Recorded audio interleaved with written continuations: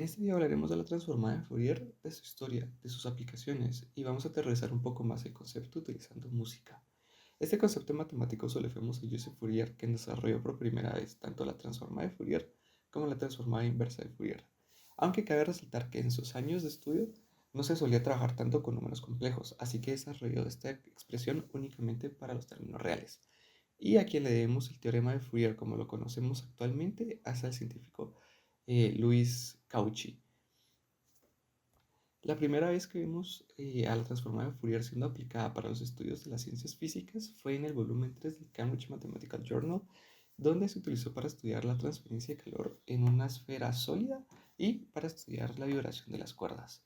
Pero es válido ahora preguntarse si sigue siendo relevante en nuestros días y si sigue teniendo aplicaciones en la física de hoy en día. Y obviamente sí, la podemos utilizar tanto para detectar y caracterizar ondas gravitacionales, para caracterizar estructuras de cristales e incluso para algoritmos cuánticos. Pero antes de pasar a la explicación de estas aplicaciones más complejas, me gustaría que podamos aterrizar el concepto utilizando algo cotidiano como lo es la música. Para empezar, quisiera que ustedes pensaran en cómo poder describir esta gráfica a un amigo. Y realmente resulta complejo ya que no hay una amplitud constante o algún patrón que podamos generalizar para describir sus características. Entonces aquí es donde entra la transformada de Fourier, la cual nos va a ayudar a descomponer esta gráfica en sus ingredientes, por así decirlo. Para empezar, podemos ver esta gráfica que tiene una frecuencia de 261 Hz, la cual ya tiene un patrón periódico. Luego podemos ver una gráfica de 329 Hz. Y en el caso de que sumemos estas dos gráficas, a la derecha podemos ver el resultado y así es como suena. Después tenemos una gráfica con una frecuencia de 392 Hz. Nuevamente la sumamos y a la derecha se actualiza la gráfica y así es como suena. Luego tenemos una gráfica con una frecuencia de 493 Hz. Nuevamente sumamos nuestras cuatro gráficas y a la derecha tenemos la resultante y así es como suena. Ahora bien, si recordamos esta última gráfica resultante es la que al principio les pregunté cómo ustedes describirían a un amigo. Y claramente resulta mucho más fácil describir las diferentes funciones que la conforman, que tienen un comportamiento más simple, que explicar la función resultante con un comportamiento más complejo.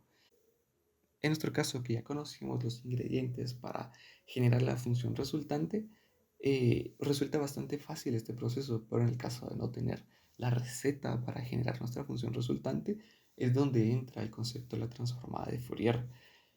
Ahora lo que tenemos es un escenario en el cual a esta función resultante le aplicamos la transformada de Fourier. Y abajo podemos ver la gráfica resultante, en la cual tenemos en el eje X ya no tenemos el tiempo, sino que tenemos la frecuencia. Es decir, que nuestra gráfica pasó del dominio del tiempo al dominio de las frecuencias. Donde si recordaremos, la primera función tenía una frecuencia de 261 Hz, la segunda de 329 Hz, la tercera de 392 y la cuarta de 493 Hz. Y así es como podemos obtener los ingredientes. Ahora bien, ¿qué pasaría si aplicamos la transformada de Fourier a la grabación de un instrumento, en este caso de un piano o una guitarra? Esto sería la primera aplicación que es en el análisis de audio. En este caso vamos a aplicar la transformada de Fourier a un acorde proporcionado por el estudio de grabación Phantom Records.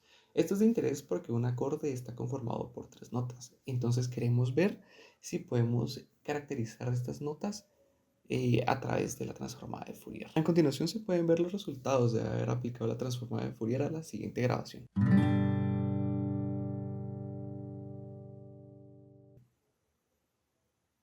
Podemos observar una tabla en la parte superior que nos dice qué notas se está tocando y con qué frecuencia se está tocando. De acuerdo a lo que podemos ver en la gráfica, encontramos el sol, si, sol, re y sol otra vez. Recordando que la guitarra tiene 6 cuerdas, así que hay notas que se duplican, por eso las podemos encontrar en diferentes frecuencias. Ahora bien, resulta algo interesante ya que tenemos dos pequeños picos que sus frecuencias no corresponden a ninguna de las notas que tenemos en la tabla de arriba. Y esto pasa porque al tocar la cuerda de un instrumento, esta tiene una nota fundamental que es la que estamos tocando.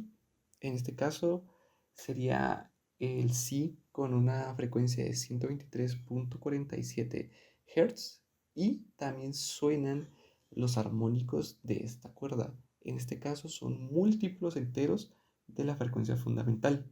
Entonces, el primer pico que podemos ver circulado con puntos negros es el primer armónico de Si, de la quinta cuerda. Y el último pico que podemos ver corresponde a la frecuencia del tercer armónico de la nota de Re.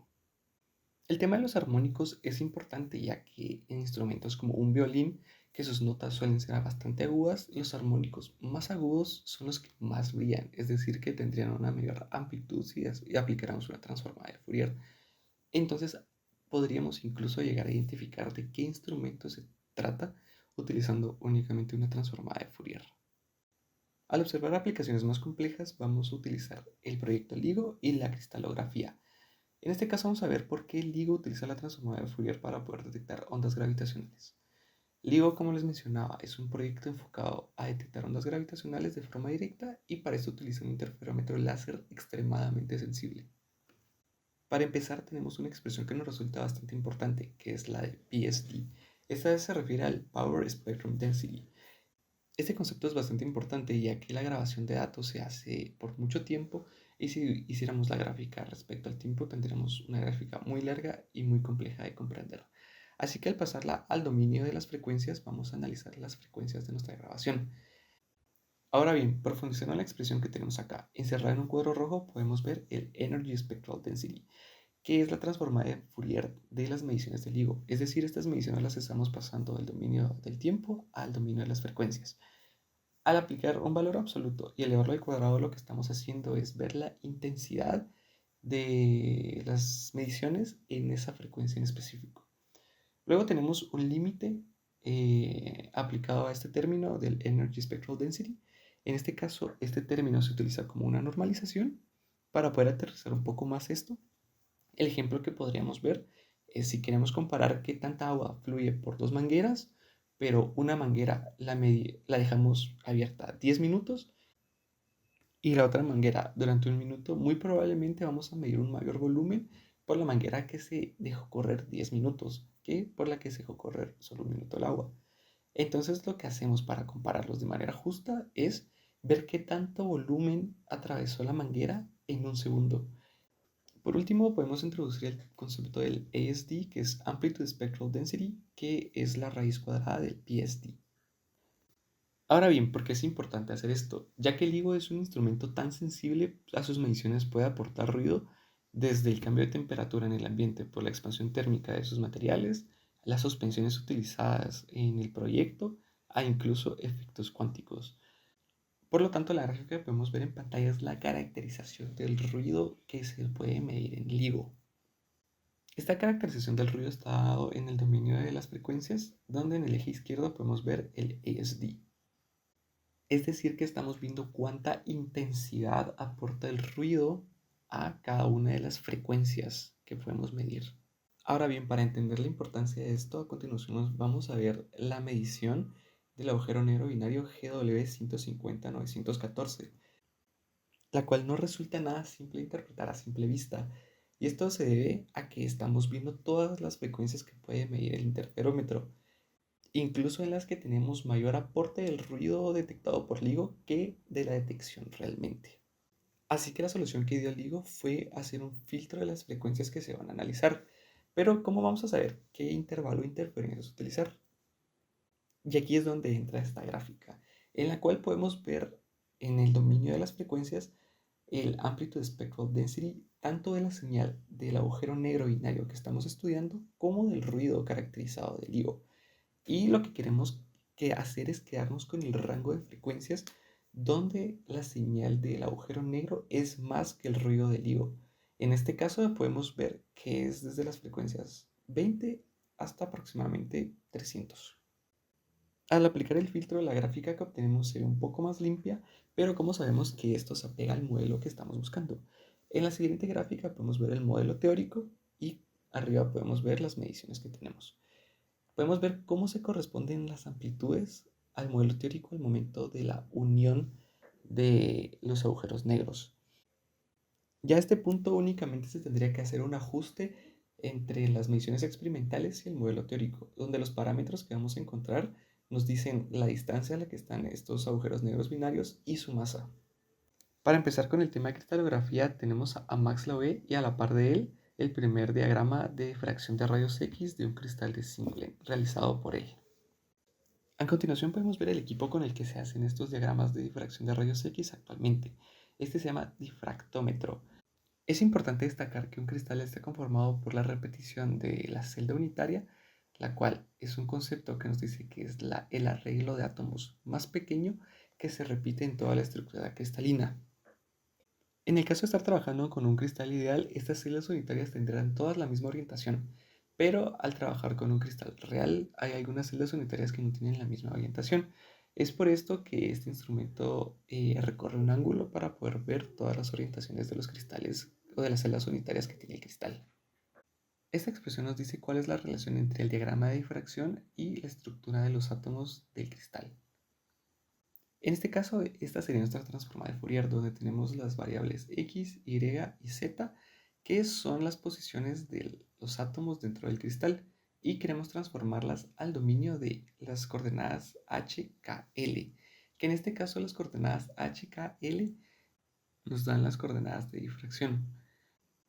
Al igual que con LIGO encontramos una relación entre la intensidad que podemos ver en el patrón de difracción con esta función que está en el dominio de las coordenadas HKL.